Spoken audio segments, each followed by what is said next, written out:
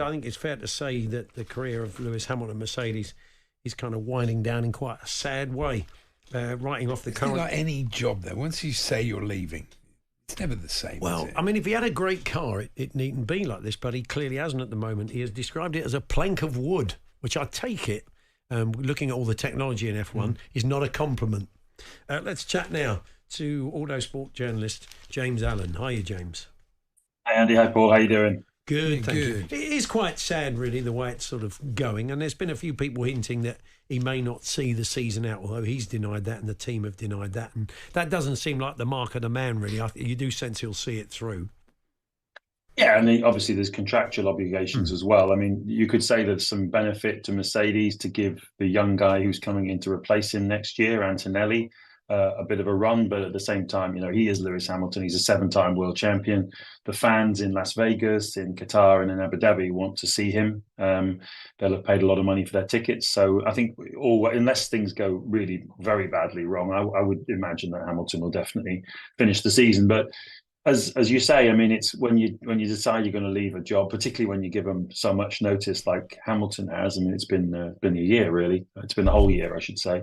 Then what happens in Formula One is that they stop sharing secrets with you as the season goes on, and you're planning next year's car, and more details are coming out about that. You're not part of it because you're going to be driving for someone else. So you get frozen out, and then when they've got development parts, and this season, one of the big stories of this year has just been how close everybody is. Ferrari, Red Bull, McLaren, Mercedes had a purple patch in the summer, but they've been difficult either side.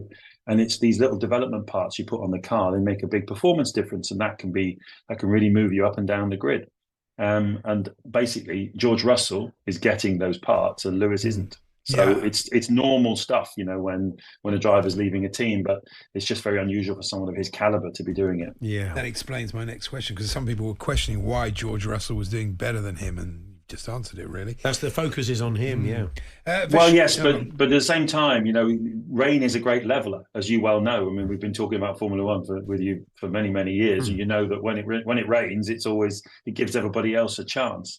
And you saw that with Verstappen, who was able to come through from 17th on the grid at the weekend in Brazil because of the rain. The Red Bull car isn't as quick as the McLaren or the Ferrari at the moment, but he was able to win the race because rain was the leveler. Normally, Hamilton would excel in those conditions, and even if his car isn't the best, normally that would be fine. So I think it's also a little bit in his head and in his heart. Maybe he's already mentally checked out, and he's on to next year's championship, and because it's so close, that can make all the difference. Yeah, I mean, it was a great performance by Verstappen, but he's so hard to like. I mean, he's goading. He's goading of the British. Where's the English press? He's going, where are the English? You think, oh, God, mate, really, you're so unlovable. But, there he is. That's probably why he's a winner. Well, I hear he's quite popular in Holland. Yeah, I suppose so, yeah.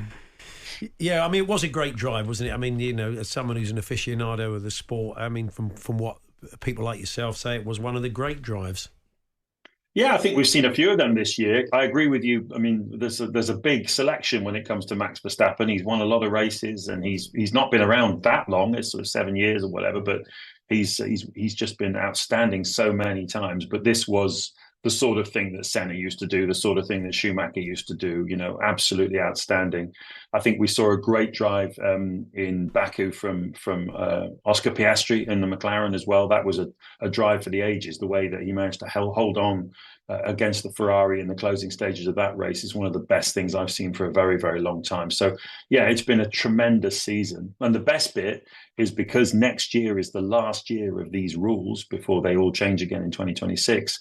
People will be spending most of their money on the 2026 cars. So I predict confidently that next year will probably be one of the all-time great Formula One seasons, just because you'll have 4, maybe 5 teams very, very close together on performance, plus all the excitement of Hamilton in a Ferrari. So, yes, we've got 3 more races this year. There's still 2 championships up for grabs looks like Verstappen's going to win the drivers, but could be any one of Ferrari, McLaren, or even possibly Red Bull. But most likely Ferrari or McLaren are going to win the Constructors' Championship, the Teams' Championship, which is where all the prize money is given out from as well. So that's another big deal. So there's still a lot to look forward to, but I'm really looking forward to next year. From Lewis Hamilton's point of view, there are no guarantees. I mean, we know how a sort of transient Formula One can be.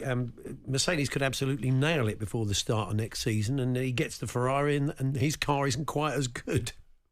Yes, I think if there was kind of rule changes and that sort of thing, there was new sets of regulations to work to, that's possibly the case. But like I was just saying, I think most people are going to be focusing their resources on designing the 2026 cars, which are going to be completely different aerodynamics. The engines are going to run on zero emission fuels, which is a really big step for Formula One. So I think they won't be throwing so much cash at next year's cars, which means that they're more likely to be an evolution of what they've got at the moment. So I think that brings the field even closer together. And Ferrari are finishing this season really strongly, with Sainz and Leclerc.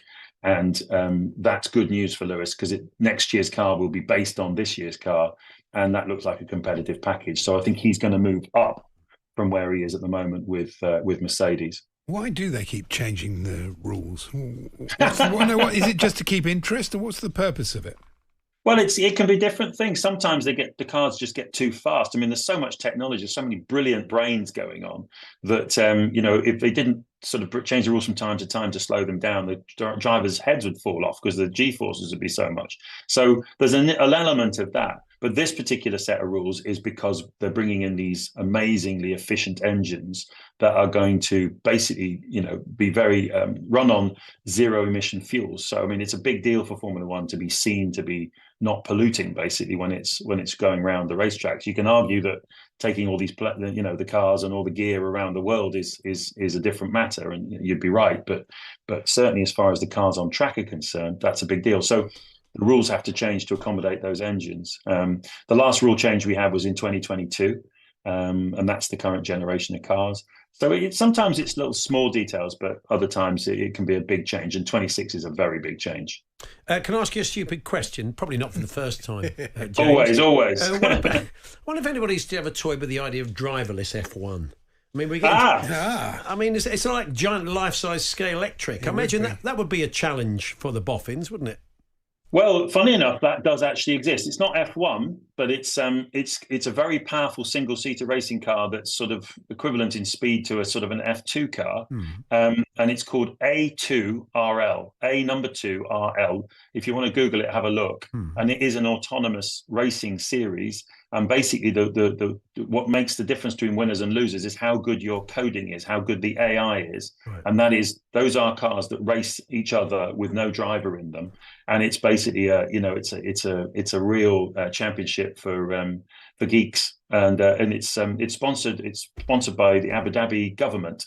So check it out. It's never going to rival F1 because people want to see drivers push to the limits, but it is a very interesting example of how far you can push technology with AI. Do you get a kind of AI voice swearing over the radio? That would be great, like your sat nav in your car. Yeah, exactly. That would be good. Left, you idiot. Yeah, that's it. I tell you what, they will get back AI Murray Walker. That's going to happen. We've got the great AI Michael Parkinson. Wouldn't it be great to get all the greats back? James Hunt. We have an AI F1 with those guys. As long as that was all of James Hunt's characteristics. Got a serious question to finish with, though. Bit of breaking news in the last couple of hours in F1. Gabriel Bortoleto, the Brazilian, has signed for Sauber next year. He's going to be with Hulkenberg, which means Zhou Guanyu, we spoke to on the show a little while ago, and Valtteri Bottas will not have F1 drives next season. No, I think that's right. I mean, they've had a pretty miserable year this year. They're still to score any points. Bottas has had his chance in F1. He was Lewis Hamilton's teammate at Mercedes, won a few races. He had a good run with Williams, so he can't really complain. Zhou Guanyu obviously is a bit of a blow because he's the Chinese driver, so that put bums on seats in Shanghai. But at the end of the day, it's a meritocracy, Formula One. Bortoleto is very exciting. I think you're seeing now a new wave of young drivers coming in. Ollie Behrman, Antonelli is going to be racing, as I mentioned earlier, the Mercedes next year. You've got Jack Doohan, who's the son of Mick Doohan, the great motorcycle champion. He's going to be racing for Alpine. And now you've got this kid. And I really like Bortoleto. He's Brazilian. He won F3 last year. He looks like he's going to win F2 this year. So it looks like he's got the stuff. And although the Sauber won't be competitive next year, he's a driver that deserves to be on the grid. Got a great attitude. We'll look out for him. James, a pleasure as always. Thank you. Lovely to chat. Thanks, James. Autosport journalist James Allen there. And if you like your Formula One or any motorsport for that matter, make sure you look at our new YouTube channel, talkSPORT Driving, every week. I hope it's not Andy's driving on there. That'd get a lot of hits.